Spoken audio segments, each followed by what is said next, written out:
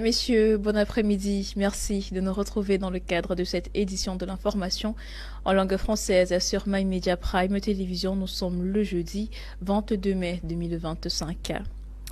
La première session de la plateforme régionale de l'écosystème transfrontalier se tient dans la ville de Yaoundé, région du centre Cameroun, du 21 au 23 mai 2025. Les experts venus de divers horizons tablent sur une meilleure gestion de l'écosystème et surtout des ressources naturelles dans le bassin du Niger. Jean-Paul Kébin, Serge Biwili ont assisté aux assises. Voici leur compte rendu. L'écosystème transfrontalier demeure une préoccupation majeure dans le bassin du Niger. De la préservation à la conservation, il est plus que jamais nécessaire d'opérationnaliser la plateforme régionale pour une gestion durable du projet. Le Cameroun est concerné par deux projets, celui du Mont Mandara qui regroupe le Cameroun et la partie nigériane, et celui de Yamoussa qui relie le Cameroun et les voisins du Tchad. Alors dans le Mont Mandara, la question fondamentale c'est le problème d'eau éventuellement et également de problèmes de pâturage. À Yamoussa, comme c'est une zone de parc, l'écosystème a été grandement dégradé. Une première session qui a vu la participation de plusieurs pays amis. Au Tchad, l'intérêt de ce projet est majeur et depuis 4 ans, la gestion et la gouvernance fondée sur la connaissance est maîtrisée. La plateforme bénéficie les usagers du bassin du Niger dans le cadre des écosystèmes et avec les problèmes de ressources naturelles. Et vous savez, une plateforme qui regroupe 2 pays, c'est très important. Alors, depuis avec ce projet, ça fait déjà presque 3 à 4 ans. Et à chaque fois, on se retrouve. Et de notre côté, nous restituons aussi aux usagers. Donc, nous avons trouvé que le projet est très bénéfique aux usagers de la portion du bassin du Niger. Au Cameroun, à travers le Minepat, l'implication n'est pas en reste car l'écosystème forestier est un point important. Aujourd'hui, nous sommes là, les plateformes sont fonctionnelles, que ce soit au niveau régional et au niveau national. Aujourd'hui, c'est pour aider ces plateformes à élaborer leur plan d'action et trouver des stratégies nécessaires pour la mobilisation des ressources financières pour accompagner la mise en œuvre de ce plan. Aussi, nous avons aussi des indicateurs à renseigner chaque année. Donc, ensemble, nous allons définir, valider ces indicateurs et renseigner chaque année. Le projet prend fin d'ici le mois de juin, mais nous avons déjà engagé avec les partenaires, notamment le PUNE, le UDEF, la seconde phase qui est en cours de préparation. Nous avons déjà la note conceptuelle et nous allons continuer d'approfondir la question. Durant 2 jours, ils feront le tour avec pour élément majeur pour ce projet d'améliorer l'agir, la gestion et la gouvernance fondée sur la connaissance du bassin du Niger et du système aquifère pour un écosystème régional propice et meilleur. Le 19 mai 2025 était date du lancement officiel du projet Action contre la pauvreté dans le département du Nkam, région du littoral. Une initiative qui a pour objectif de faire travailler les élus locaux en toute synergie pour l'amélioration du cadre et surtout des conditions de vie des populations. Joseph Betty Otto pour les détails. Ils sont venus des 4 coins du Nkam, département situé dans la région du littoral, pour prendre part à la cérémonie de lancement du projet Action contre la pauvreté Fondation Agir pour le CAM qui s'est tenu ce lundi 19 mai 2025 à Yabassi, chef-lieu du dit département. Une plateforme de collaboration créée par le ministre Pierre Titi, chef de la délégation permanente départementale du comité central du RDPC et initiée par l'honorable Samuel Dieudonné Motte, dont l'objectif est de faire travailler tous les élus du CAM en parfaite synergie afin de résoudre efficacement les questions de développement. Nous pouvons, nous pouvons le faire. Donc le député Samuel Dieudonné ce soir va nous renouveler son pacte de confiance avec la vie. Merci d'être venu. Je ne peux pas trouver d'autre mot que pour l'exprimer. Juste un merci.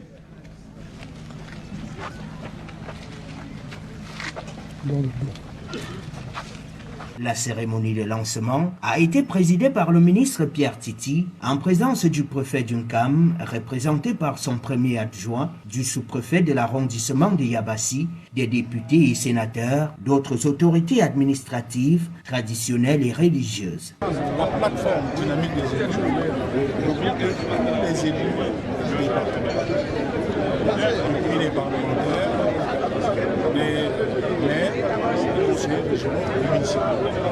En fait, l'idée, c'est d'être ensemble pour regarder les différents projets qui peuvent aider le département du Cap. Ces projets peuvent être des projets étatiques, mais des projets qui relèvent également des collectivités territoriales décentralisées. Comme vous savez, nous sommes en pleine décentralisation. Donc cette dynamique-là pour fédérer les initiatives et faire en sorte que lorsqu'un projet par exemple est inscrit, que nous ayons toutes les dispositions à l'intérieur du cadre pour suivre l'exécution et que nous puissions avoir la capacité de rapporter sur ce niveau d'exécution. Le député Samuel Dieudonné a mis à la disposition du projet une dotation de 40 millions de francs CFA, une somme qui fera l'objet de prêts aux porteurs des micro-projets susceptibles d'améliorer leurs conditions de vie, celles de leur famille ou de la communauté. Une fois de plus, inciter les jeunes à saisir cette occasion pour pouvoir sortir du sous-emploi, pour pouvoir sortir du chômage, parce que l'emploi garantit la sécurité avant le développement. La sécurité d'abord. Et je parle ici sous le prisme des autorités traditionnelles et religieuses qui ont pu observer l'arc-en-ciel, qui est un signe de bénédiction. Cette initiative, elle est bénie, cette initiative, elle est appréciée, elle est acceptable pour l'ensemble des autorités administratives et voire même gouvernementales. L'Action contre la pauvreté, Fondation Agir pour l'Unkam, est une association à but non lucratif créée selon les dispositions de la loi numéro 90-53 du 19 décembre 1990 portant sur la liberté d'association. Il sera question durant le projet d'assurer le financement avant la fin 2025, particulièrement dans les principales villes d'Unkam et ses environs. Soutenir entre 2025 et 2030 des réseaux de production agropastoraux, des petits commerces et autres. Promouvoir la création dans la ville de Yabassi d'un véritable combo de production de poissons d'élevage. Octroyer entre 2025 et 2030 des appuis financièrement matériels à plus de 500 personnes nécessiteuses.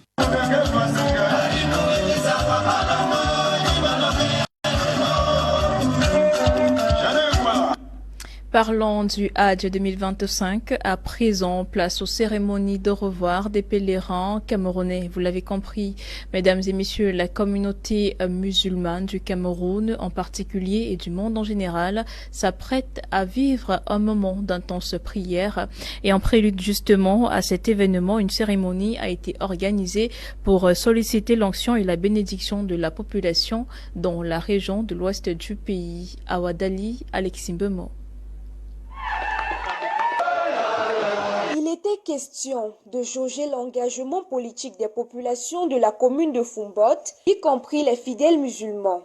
Avoir leur onction avant son départ pour le Hajj 2025 du côté de l'Arabie Saoudite, qui sera un moment de prière intense pour que la paix règne dans l'arrondissement de Fumbot et dans le Cameroun en général, afin que Allah soit au contrôle des échéances électorales qui se préparent dans ce pays. Je saisis cette opportunité pour le dire, on ne devait pas parler politique aujourd'hui, mais comme je suis celui-là qui est l'éclaireur des populations de Fumbot, je dois le dire. Que personne ne vous trompe. La politique ne viendra jamais diviser un même peuple. Sa Majesté, nous sommes à l'Union démocratique du Cameroun. Tout ce que nous enseignons de lundi à dimanche, c'est d'être des modèles. Loin d'être une cérémonie de demande d'onction, l'occasion a été donnée pour le maire de dévoiler son programme politique et d'encourager la population à cohabiter de façon pacifique avec les chefs des communautés, les autorités administratives et religieuses, sans tenir compte des différents bords politiques, comme cela est de tradition dans le département du Noun. Depuis 2020, nous ne nous appartenons plus, nous appartenons aux populations de Fumbote. Une fois de plus aujourd'hui, nous avons organisé cette cérémonie parce que ceux qui nous ont donné leur mandat nous ont aussi accordé la permission d'aller remplir le 5e pilier de l'islam. Eux, ils sont d'accord avec nous parce que cela a un impact positif, surtout cette année difficile pour le Cameroun. Les militants et sympathisants de l'Union démocratique du Cameroun et le maire Njoya Inoussa sont conscients que la politique est une guerre d'idées et non une guerre interne entre les personnes et les partis politiques. Les prières ont donc été élevées pour demander à Allah de protéger le maire pendant son voyage et son séjour en terre saoudienne. Un séjour qui sera riche en recueillements et des prières dans l'intention de voir la vision de l'UDC se pérenniser et éclairer les Camerounais. Quand tu as bien la volonté de le faire, que Dieu te donne la force de le faire et de bien faire. À tous ceux qui n'ont pas encore fait ce pèlerinage, je vous conseille de le faire. Vous savez que le prophète sallallahu alayhi wa sallam a prescrit ce qu'on appelle les invocations de voyage. On peut le faire individuellement, tel qu'on peut le faire ensemble avec les frères. Nous sommes venus tous pour dire au revoir à monsieur le maire, monsieur Njoya Inoussa, qui va à la Mecque, que chaque bon musulman doit être prêt. Prions qu'à la face qu'il accomplisse tout ça. L'espoir des populations de Fumbote est de voir le maire briguer un nouveau mandat pour finaliser les projets qui sont en cours de réalisation dans cette municipalité. Cette cérémonie a été organisée pour solliciter l'onction et la bénédiction des populations avant d'aller remplir le 5e pilier de l'islam. L'objectif visé est de demander la paix et un changement pacifique dans ce pays avant, pendant et après les élections. Le Cameroun est valablement représenté sur le toit du monde, cas de figure avec le concours de beauté Miss World qui se tient depuis le 7 mai en Inde. La Miss Cameroun 2023 est celle-là qui hisse le drapeau vert, rouge et jaune au niveau mondial. Francine Mani pour les précisions. Ici Princesse a été couronnée Miss Cameroun 2023 et depuis lors, elle représente son pays avec fierté et distinction dans plusieurs concours internationaux. Avant de participer à Miss World, elle a fait ses preuves à Miss Univers où elle a terminé 13e. Actuellement à Miss World, Ici Princesse fait preuve d'une forte présence démontrant sa confiance et son charisme sur scène. Son projet Beauty with a Purpose vise à venir en aide aux femmes atteintes de cancer du sein, une cause sociale importante qui lui tient à cœur. Ce projet est né de son expérience personnelle après avoir perdu une amie chère à cause de cette maladie. Tout au long de la compétition, Ici Princesse impressionne avec ses performances vestimentaires et artistiques, mettant en valeur la culture camerounaise. Ses looks soigneusement choisis sont également classés parmi les 10 meilleurs looks de la compétition, ce qui témoigne de son style et de son charisme sur scène. Elle a également obtenu la 6e place pour le costume national, démontrant ainsi ses capacités à représenter son pays avec fierté et distinction. Sa performance lors du défi Heart to Heart a également été remarquée et elle a obtenu une place en finale pour la 72e édition de Miss World. Avec sa détermination et son charisme, elle est l'une des candidates favorites pour remporter la couronne bleue et se démarque ainsi devant 116 pays participants dont plusieurs africaines, candidates qui représentent leur pays avec fierté et distinction. La finale de Miss World aura lieu le 31 mai en Nantes. Ici Princesse est actuellement en lice pour remporter la couronne Miss World et ramener la couronne bleue en Afrique, ce qui sera un moment historique pour le Cameroun et le continent. Elle est prête à tout pour donner et réaliser son rêve et faire honneur à son pays. La question est de savoir, sera-t-elle couronnée Miss World? Princesse Ici représente le Cameroun avec fierté, détermination et brio. Nous sommes en pleine semaine de la célébration de l'unité au Cameroun, l'unité nationale qui reste un patrimoine légué par les pères fondateurs du Cameroun, mais depuis peu, elle fait face à certaines menaces. Au regard de cette situation, plusieurs initiatives ont été mises sur pied justement pour sauvegarder cet héritage. Marie-Rose Ngantonka. Pour certaines organisations internationales, l'unité nationale est la chance du Cameroun, car malgré la diversité culturelle et plus de 230 ethnies, il n'y a pas d'ethnie hégémonique. En cas de soulèvement d'une ethnie, toutes les autres se mettent du côté de la balance et l'équilibre est authentiquement réalisé. La Commission nationale du bilinguisme vient faire taire les polémiques linguistiques. L'anglais et le français, héritage des mandataires des Nations Unies, sont deux langues que nous nous sommes appropriées et qui font du Cameroun un pays bilingue, fort et respecté sur la chaîne internationale. En réalité, l'unité nationale est un sujet très vaste. Prenons par exemple cette foule de messages de soutien en cas de malheur tragique, comme ce fut le cas du petit Matisse, Martinez Zogo, le chairman John Frundi, et la liste est loin d'être exhaustive. Le peuple camerounais s'unit comme un seul homme. Sur le plan sportif, l'unité nationale d'abord. En cas de victoire des Lions et notables, c'est le Cameroun qui gagne. Les appartenances ethniques intéressent moins le peuple camerounais. Les victoires de Francis Ngannou et les autres sportifs, on y voit d'abord le drapeau tricolore qui flotte. Le peuple est derrière ses champions. Sur le plan social, les coutumes concernant les unions tendent déjà à disparaître pour laisser place au mariage interethnique. C'est ainsi qu'on y voit des unions nord-ouest, sud, ouest, centre, nord-est, et j'en passe. Des facteurs très importants qui favorisent davantage cette unité nationale qui nous est si chère. La religion n'est plus une barrière en ce qui concerne le mariage. Le Cameroun, Afrique en miniature, est fier de son unité nationale. Et parlant de la musique, quand c'est bon, on en déguste dans toutes les régions, même si c'est en dialecte.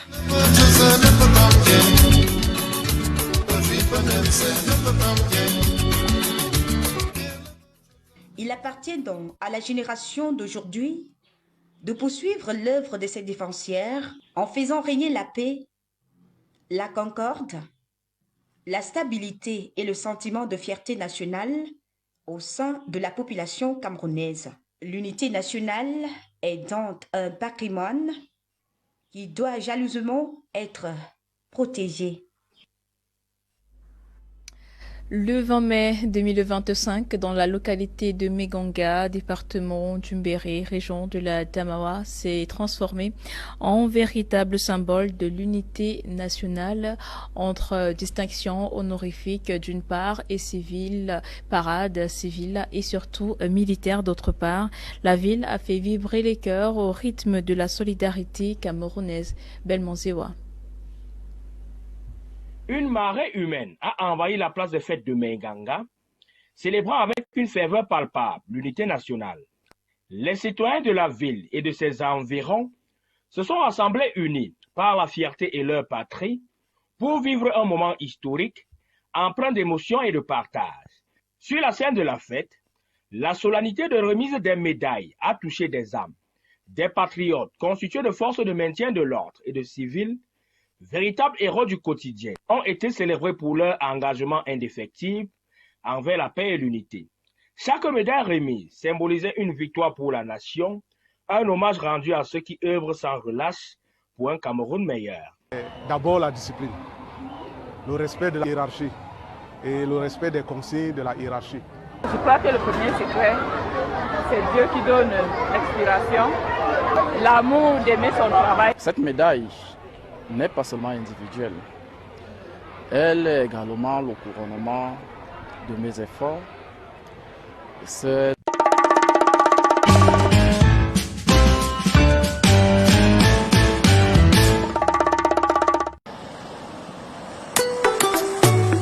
dang, dang, dang, dang. Master Roster on the beat. Pass me the lighter. Mon bébé, vas-y, ça va. Bébé, vas-y, ça va. Le rôle primordial de l'armée dans la sécurité du Cameroun comme un pilier fondamental de la nation. Le défilé civil, quant à lui, a embrasé le cœur de la fête avec la participation enthousiaste des élèves, des associations et des partis politiques légitimement établis. Cet élan collectif a incarné le précieux concept armée et nation, cher au président Paul Biya. Cela a relevé que chaque citoyen a un rôle à jouer dans le développement et la prospérité de leur pays. Je pense que dans nos faits et gestes quotidiens, ce que nous avons à faire, c'est de cultiver la paix, c'est de cultiver le vivre ensemble, c'est de cultiver la tolérance, c'est de cultiver l'acceptation des uns et des autres. À Menganga, ce 20 mai 2025, l'unité et la coopération n'étaient pas de vains mots, mais une réalité vibrante.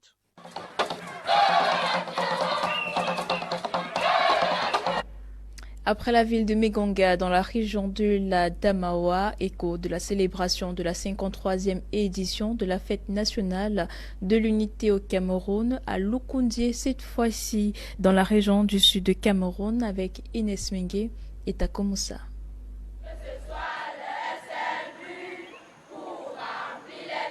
La forte pluie qui s'est abattue sur la localité de Fifinda, chef-lieu de l'arrondissement de Lukundié, dans le département de l'Océan, région du Sud Cameroun, n'a point entaché l'engouement des populations pour la fête nationale ce mardi 20 mai 2025.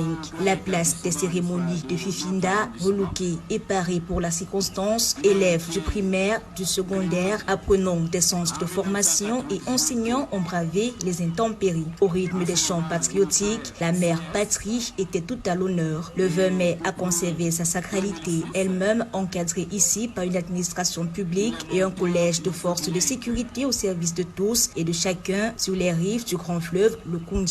Sur le plan politique, Lukundié ne perd pas sa casquette de localité cosmopolite. Au rang des formations politiques invitées sur le pavé, le Rassemblement démocratique du peuple camerounais et le Parti camerounais pour la réconciliation nationale ont battu le pavé, témoignant ainsi la vitalité des âmes ici et de la diversité d'opinions sur laquelle il ne pèse pas l'ombre d'un doute. À la tribune officielle, le sous-préfet de l'Océan, Mathieu Brice Yepga Ngos, a suivi dans le moindre détail le mouvement cadencé des forces de maintien de l'ordre. Pour l'autorité administrative, l'arrondissement de Lukundié est le creuset de l'unité nationale et du vivre ensemble au regard de sa composante sociologique. Un creuset de l'unité nationale, cet arrondissement-là qui est particulier de par sa composante sociologique et surtout la réalité du vivre ensemble qui est chèrement prônée par le chef de l'État. Vous avez pu constater que l'armée et la nation, en symbiose, ont démontré en réalité que nous sommes unis, parfaitement unifiés dans l'arrondissement de l'État. À côté de la parade habituelle, une image forte s'est gravée à la célébration ce 20 mai à Fifinda, celle de Sa Majesté Innocent Ondwa Nko, chef supérieur et Vosok. Le monarque de Fifinda, dont le visage n'a laissé transparaître aucune émotion, est apparu sobre et rassuré sous ses coutures habituelles. La célébration de la fête de l'unité à Fifinda se referme sur une note d'espoir, l'espoir d'un arrondissement résolument tourné vers son développement socio-économique et d'un chef-lieu Fifinda, ville écologique, durable et inclusive dont le destin depuis 2020 repose entre les mains de son jeune maire Vadelin Nkwa. Même son de cloche dans les Bamboutos, dans la région de l'ouest du pays, précisément dans les localités de Batiam et de Galim, où la joie du vivre ensemble et de l'unité nationale ont triomphé sur les nombreuses revendications des partis politiques. Développement de notre cher et beau pays. Sous un ciel clément, que la localité de Mombo a vibré au rythme de la fête nationale du 20 mai 2025. Une célébration placée sous le signe de l'unité, du renforcement des liens qui rassemblent l'ensemble de la communauté. Les forces de l'ordre ont donné le ton de ces défilés suivis par les élèves du primaire et du secondaire défilant ainsi avec discipline et enthousiasme, symbole de l'avenir de la nation.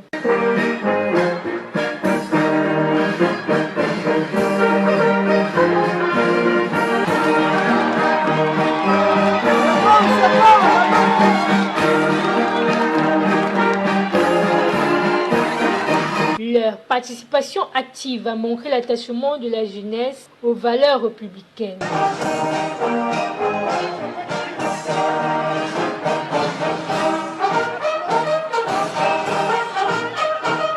La dimension politique n'a pas été en reste avec une forte mobilisation des militants du Rassemblement démocratique du peuple camerounais. Un moment fort de la journée a été la présence de Sonia Bertin qui par son engagement a su réallumer la flamme de l'espoir au sein du parti, en soufflant ainsi une nouvelle dynamique à l'action politique locale. L'ensemble de la population de Mombo qui sont sortis de tous les horizons, de toutes les quartiers et villages pour assister massivement à cette cérémonie.